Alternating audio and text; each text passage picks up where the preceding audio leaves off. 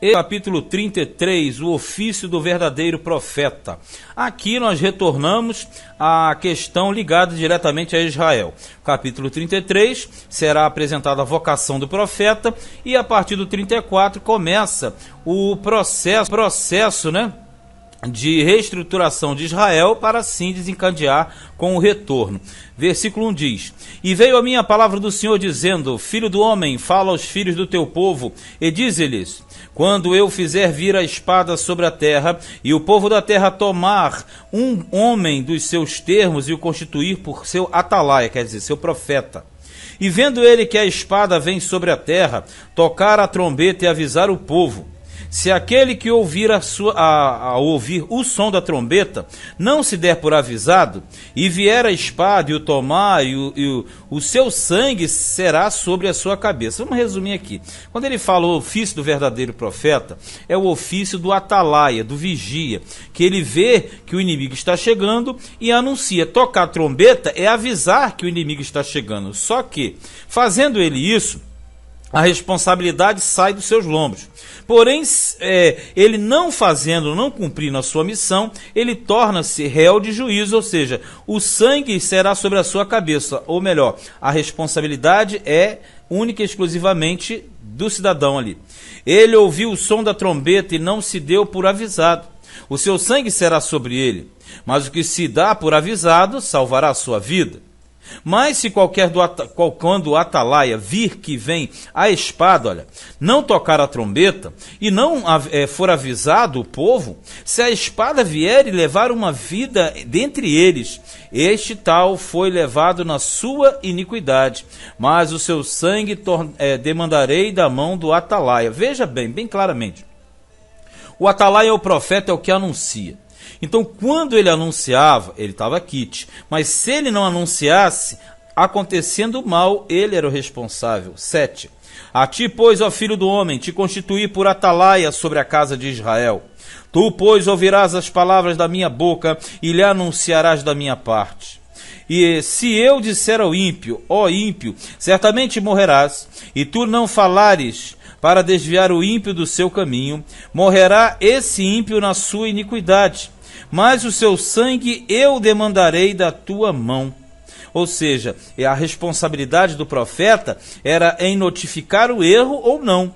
Mas quando tu tiveres falado para desviar o ímpio do seu caminho, para que se converta dele, e ele se não converter do seu caminho, ele morrerá na sua iniquidade, mas tu livraste a tua alma. Tu, pois, filho do homem, dize à casa de Israel: assim falais vós, dizendo: visto que as nossas prevaricações e os nossos pecados estão sobre nós, e nós desfalecemos neles, como viveremos então? Dize-lhes: vivo eu, diz o Senhor, que não tenho prazer na morte do ímpio, mas em que o ímpio se converta do seu caminho e viva. Convertei-vos dos vossos maus caminhos, pois por que razão morrereis, ó casa de Israel? Então o anúncio qual era? Se houvesse arrependimento de Israel, automaticamente haveria o perdão de Deus. Mas o atalaia é esse ponto intermediário, ele tem que avisar. Diz no 12, tu, pois, filho do homem, diz aos filhos de teu povo: a justiça do justo não fará escapar no dia da sua prevaricação, e, quanto à impiedade do ímpio, não cairá por ela. No dia em que se converter da sua impiedade, nem o justo pela justiça poderá viver no dia em que pecar. Quando eu disser ao justo que certamente viverá, e ele, confiando na sua justiça, praticar iniquidade, não virão em memória todas as suas justiças? Mas na sua iniquidade que pratica ele morrerá. Ou seja, mudando de comportamento, muda de sentença. Quando eu também disser ao ímpio, certamente morrerá se ele se converter do seu pecado e fizer juízo e justiça, restituindo esse ímpio o penhor, quer dizer, devolvendo o que ele furtou, pagando o furtado, andando nos estatutos da vida e não praticando iniquidade, certamente viverá, não morrerá. De todos os seus pecados com que pecou, não se fará memória contra ele. Juízo e justiça fez, certamente viverá. Então, na verdade, é uma questão de posicionamento do profeta. Ele fala e a responsabilidade é de cada um que ouviu. Ele não fala, a responsabilidade é dele. Todavia, os filhos do teu povo dizem: não é reto o caminho do Senhor, mas o próprio caminho deles é que não é reto. Desviando-se o justo da sua justiça e praticando iniquidade, morrerá nela. E convertendo-se o ímpio da sua impiedade e fazendo juízo e justiça, ele viverá por isto mesmo. Todavia, vós dizeis: não é reto o caminho do Senhor. Julgar-vos-ei a cada um conforme os seus caminhos, ó casa de Israel. Isto quer dizer que, na verdade, toda essa situação aqui, ela apresenta um quadro que é um estado bem evidente. Israel está errado, e o ofício do profeta era anunciar o erro. Mas desde o momento que isso não era feito, era cobrado dele, do atalaia, ou melhor, o profeta, tais consequências. A partir do versículo 21, já fala do castigo de Israel por causa da sua presunção. No caso, a soberba de Israel, né? E sucedeu que, no ano do 10º mês, aos 5 do mês do nosso cativeiro, aí sempre você vai marcar que é o período que eles estavam no cativeiro.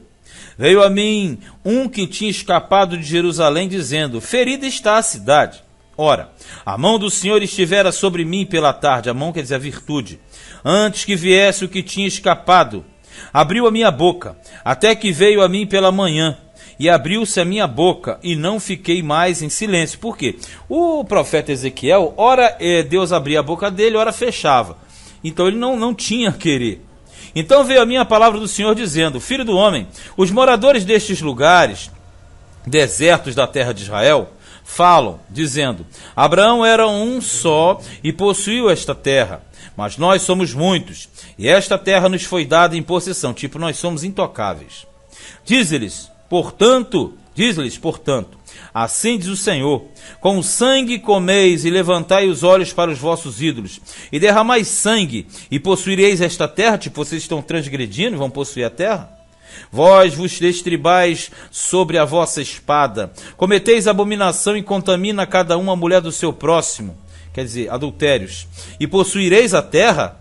Assim lhes dirás: assim disse o Senhor: vivo eu, que os que estiverem em lugares desertos cairão à espada, e o que estiver sobre a face do campo o entregarei à fera, para que o coma, e os que estiverem em lugares fortes e em cavernas morrerão de pestilência. Ou seja, são diversos malefícios que viriam e vieram sobre a nação, sobre a totalidade do povo. E tornarei a terra em assolação e espanto, e cessará a soberba da sua força, e os montes de Israel ficarão tão assolados que ninguém passará por eles. Então saberão que eu sou o Senhor, quando eu tornar a terra em assolação e espanto por todas as abominações que cometeram. Quanto a ti, ó filho do homem, os filhos do teu povo falam de ti junto às paredes e nas portas. Olha só, estão maquinando contra ele. Nas portas das casas. E falam um com o outro, cada um a seu irmão, dizendo: vinde, peço-vos e ouvi qual seja a palavra que procede do Senhor. E eles vêm a ti, olha que interessantíssimo isso aqui, e eles vêm a ti, como o povo costuma vir, e se assentam diante de ti, como o meu povo, e ouvem as tuas palavras, mas não as põem por obra, pois lisonjeiam com a sua boca, mas o seu coração segue a sua avareza.